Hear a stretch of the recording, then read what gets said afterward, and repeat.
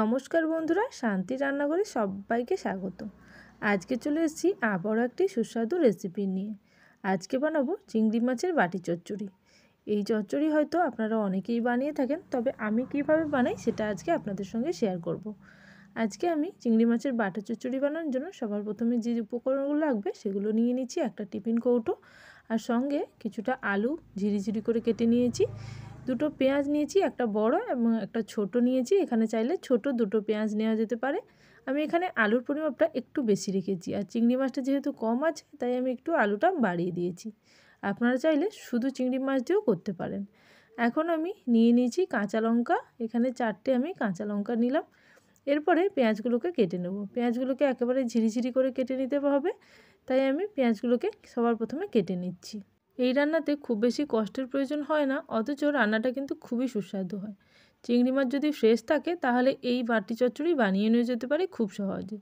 এটা আমি ভাপে দিয়ে বানাবো। আপনারা চাইলে উনুনের মধ্যে বসিয়েও বানাতে পারেন, বা গ্যাস ওভেনের মধ্যেও কিন্তু বসিয়ে বাটির মধ্যে দিয়ে বানাতে পারেন। এবার আমি পেঁয়াজগুলোকে কেটে নিচ্ছি। সমস্ত পেঁয়াজ এখানে কেটে নেওয়ার পরে পেঁয়াজগুলোকে খুব ভালোভাবে হাতের সাহায্যে ভেঙে নেব, যাতে পেঁয়াজগুলো একটা থেকে আরেকটা আলাদা হয়ে যায়। পেঁয়াজগুলোকে আপনারা চাইলে যতটা ঝিরিঝিরি বা সরু সরু কাটা যায় ততটাই কিন্তু কেটে নিতে পারবেন। এখানে যেহেতু আমি ছুরির সাহায্যে কেটেছি, খুব একটা ঝিরিঝিরি হয়নি, তবে এই দিয়েই কিন্তু রান্নাটা খুবই সুস্বাদু হবে। এখন আমি কেটে নিচ্ছি কাঁচা লঙ্কা। কাঁচা লঙ্কাগুলোকে এরকম হাফ করে নিচ্ছি। আপনারা চাইলে কাঁচা লঙ্কা আদা রসুনের সঙ্গে বেটেও নিতে পারেন। আমি এখানে আদা রসুন 1 টেবিল স্পুন ব্যবহার করব, সেটা আগে থেকে আমি বেটে রেখেছি। এখন আমি নিয়ে নিচ্ছি একটা প্লেটের মধ্যে সমস্ত পেঁয়াজ এবং কাঁচা লঙ্কাটা। এবার একটি টিফিন বক্সের মধ্যে সমস্ত উপকরণগুলো এক এক করে দিয়ে ভালো করে মাখিয়ে নেব। এখানে একটা ঢাকনা দেওয়া টিফিন কৌটো নিয়ে নিয়েছি, এবং ঢাকনার ওপরে একটা ডাঁটি আছে যেটা খুব সহজে খোলা যাবে, সেইভাবে কিন্তু আমি টিফিন কৌটোটা নিয়েছি।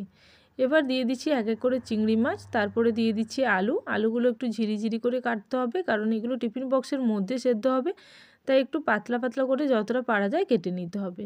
এখানে আমি টিফিন বক্সের মধ্যে সমস্ত উপকরণগুলোকে মাখিয়ে নেব, তবে আমার টিফিন বক্সটা এখানে খুবই ছোট হয়ে গেছে মাখানোর জন্য, তাই আপনারা চাইলে আগে মাখিয়ে নিয়ে তারপরে টিফিন বক্সের মধ্যেও ভরে নিতে পারেন। এবার আমি অল্প পরিমাণে লবণ দিলাম, এরপরে দিয়ে দেবো হলুদ এবং লঙ্কার গুঁড়ো। হলুদ অল্প পরিমাণেই দিচ্ছি, ওই হাফ টিস্পুন পরিমাণে, আর সঙ্গে দিয়ে দেবো লঙ্কার গুঁড়ো এখানে আমি হাফ টিস্পুন দিচ্ছি। আপনারা ঝাল অনুযায়ী যতটা খেতে চাইবেন সেরকম কিন্তু দেবেন। এরপরে আমি দিয়ে দিচ্ছি অল্প জিরে গুঁড়ো। জিরে এবং গরম মশলাও কিন্তু এখানে দেওয়া যেতে পারে টেস্টের জন্য, তবে আমি এখানে গরম মশলাটা দিচ্ছি না। জিরে গুঁড়ো দেওয়ার পরে দিয়ে দেবো এখানে বেশ কিছুটা পরিমাণে সর্ষের তেল এবং আদা রসুন। এখানে আদা রসুন আমি 1 টিস্পুন পরিমাণেই দিলাম, একসঙ্গে পেস্ট করা ছিল আদা রসুন। এরপরে বেশ কিছুটা পরিমাণে সর্ষের তেল দিচ্ছি, ওই ধরুন 4 টিস্পুন মতন আমি এখানে সর্ষের তেল দিলাম। এবার খুব ভালো করে হাতের সাহায্যে মেখে নিতে হবে সমস্ত উপকরণগুলোকে। মাখার পরে চাইলে আপনারা 10 মিনিট মতন বাইরে রেখে দিতে পারেন।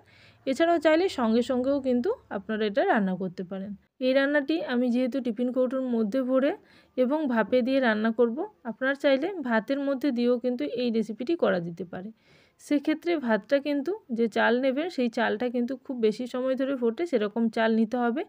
খুব অল্প সময় ফোটে সেরকম চাল নিলে কিন্তু রান্নাটা কাঁচা থেকে যাবে। তাই এখন খুব ভালো করে এভাবে মিশিয়ে নেওয়ার পরে আমি এটাকে ঢাকনা লাগিয়ে তারপরে আমি ভাপের মধ্যে দিয়ে বেশ ভালো করে এটাকে রান্না করে নেব। ওই ধরুন আধা ঘন্টা মতন কিন্তু রান্না হতে লাগবে। গ্যাসের ফ্লেম স্লো টু মিডিয়াম করে আমি কিন্তু রান্নাটা করে নেব। এখন খুব ভালো করে হাতের সাহায্যে মেখে নিচ্ছি। একটু ভালো করে মেখে নিলে পুরো কিন্তু মশলাটা সমস্ত আলু এবং চিংড়ি মাছের মধ্যে ঠিকঠাকভাবে চলে যাবে। এখানে অল্প পরিমাণে আমি জল দিচ্ছি।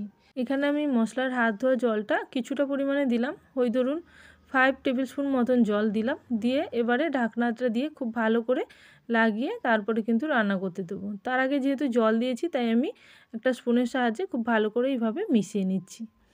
এবার আমি টিফিন কৌটোর চাপাটা লাগিয়ে দেবো। ঢাকনাটা লাগিয়ে দেওয়ার পরে এটাকে আমি 10 মিনিটের জন্য রেস্ট করতে দেবো।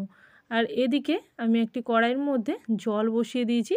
এই জলের মধ্যে আমি একটি এরকম স্ট্যান্ড দিয়ে দেবো, যে স্ট্যান্ডের মধ্যে টিফিন কৌটোটা খুব সহজে বসে যাবে এবং টিফিন কৌটোর মধ্যে আর জল ঢুকবে না।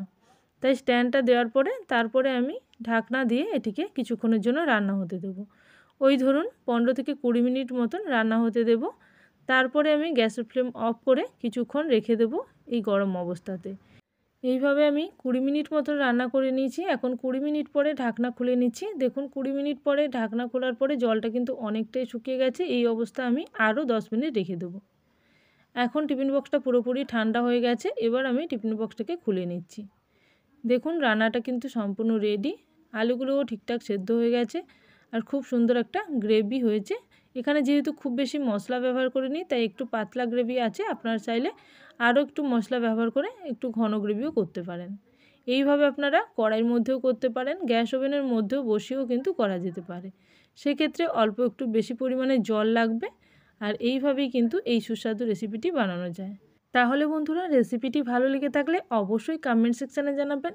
আর যারা এখনও পর্যন্ত চ্যানেলটিকে সাবস্ক্রাইব করেনি অবশ্যই চ্যানেলটিকে সাবস্ক্রাইব করে নিয়ে পাশে থাকা বেল নোটিফিকেশানে ক্লিক করে রাখবেন, যাতে আমার চ্যানেলে নতুন রেসিপি আসার সঙ্গে সঙ্গে আপনাদের কাছে সবার আগে নোটিফিকেশান পৌঁছে যায়। তাহলে আজকের জন্য এই পর্যন্ত। আবারও চলে আসবো নতুন কোনো রেসিপির সঙ্গে। ততক্ষণের জন্য সবাই ভালো থাকবেন, সুস্থ থাকবেন। Thank you for watching my video.